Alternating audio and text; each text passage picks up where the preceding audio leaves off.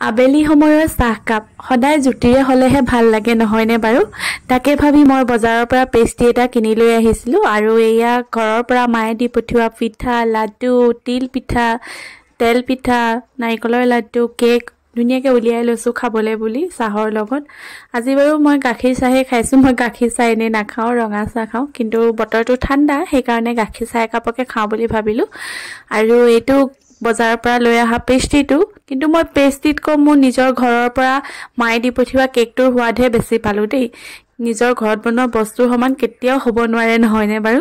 বিৰাট ভাল লাগিলে খাই পিনে কেকটো। আৰু তাৰপিছত নাৰিকলৰ লাডুটো টেষ্ট কৰিলোঁ। নাৰিকলৰ লাডুটো বিৰাট টেষ্টি বনাইছে। আজি দুপৰীয়া মই এনেকৈয়ে চাহৰ জুতি ল'লোঁ। আপোনালোকেও চাগে পিঠা লাৰু খাই আছে ন? এতিয়া ধুনীয়াকৈ চাহকাপৰ জুতি লওঁ দেই। Bye bye. আকৌ লগ পাম মোৰ নেক্সট ভিডিঅ'ত। ভিডিঅ'টো যদি ভাল পায় প্লিজ লাইক এটা কৰি দিব। বাই।